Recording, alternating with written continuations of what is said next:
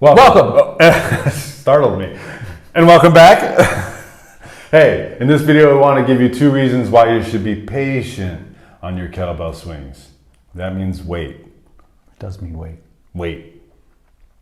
Reason 1. Okay, let's go. We're going to talk about safety. I'm going to muddle this up. I'm not going to get super specific. I'm not going to get super deep in the weeds. We're gonna mix some things up a little bit, but it'll still make sense and it's still right. So let's go ahead. Let's go ahead and pretend from the side here you got 2-arm swing. So this is going to apply with a 1-arm swing, a swing clean, a snatch, whatever. So this kettlebell's coming down. We're specifically talking about the patience on the way down.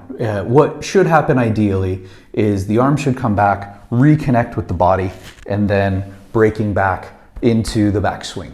What we see a lot is people coming right about here and then they're going there. So let's kind of freeze there. When we look into moment arms, we're looking at where the force is impacting the body. Force is going to go through the kettlebell. We've got gravity, we've got the motion of the swinging kettlebell. We're looking at an axis of rotation, which is going to be here, but we can't neglect the fact that the arm and the spine are the things that connect the kettlebell to the rest of the body.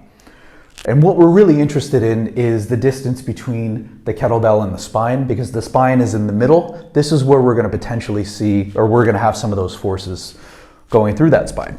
So if we look at the distance between the kettlebell and the spine here, and you look at the difference between the kettlebell and the spine here, obviously the second one is much, much shorter.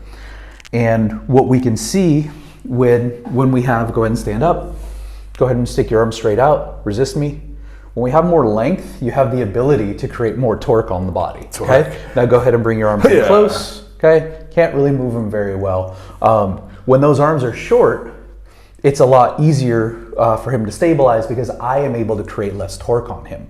So the distance of this arm makes a difference between or in the amount of torque that the kettlebell can impart on the spine. So when this is farther from this, the arm is longer, easier to create torque. When it's very close and he's patient, a lot less torque. There's more safety here.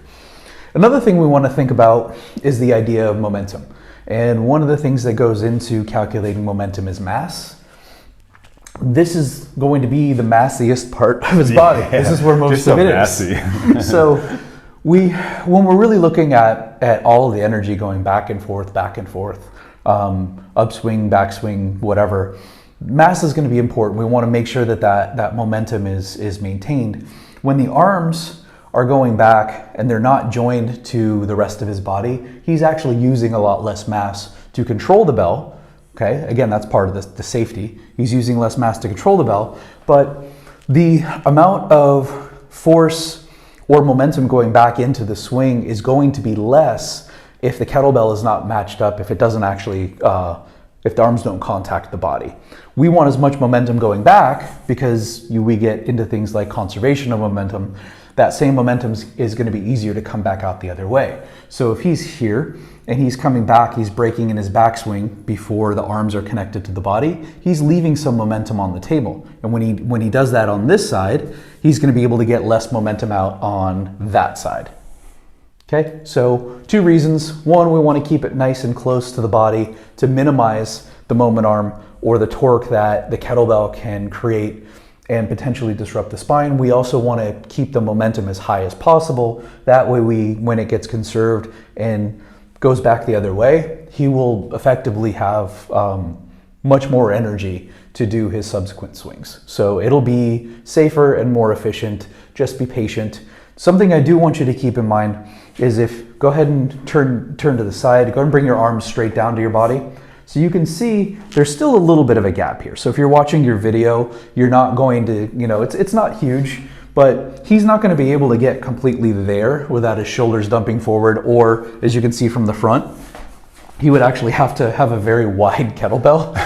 Not possible. Yikes. Now, if you look at the same thing with me, this is as close as my arms get. My arms get stuck on my chest. I would have to go wider here to get around that chest. Again, that would be a really wide kettlebell. I can't swing it. So I want to spend some time and make sure I know where my arms actually contact my body. The only other thing that I could potentially do is disconnect through the shoulder. So make sure you understand where your arms actually contact your body, but you want to make sure that they can, you know where it is that they can press when you're evaluating your video. Yeah, and so when they're breaking early, what you look like, see, this is not connected to the body, just to be clear, so you know. So for you, this is not connected to the body. Right. If I'm here, this Yes. is not connected. But for me it is, because I've got a different Space. shape here. Yep. So That's why it's important to find out where you connect.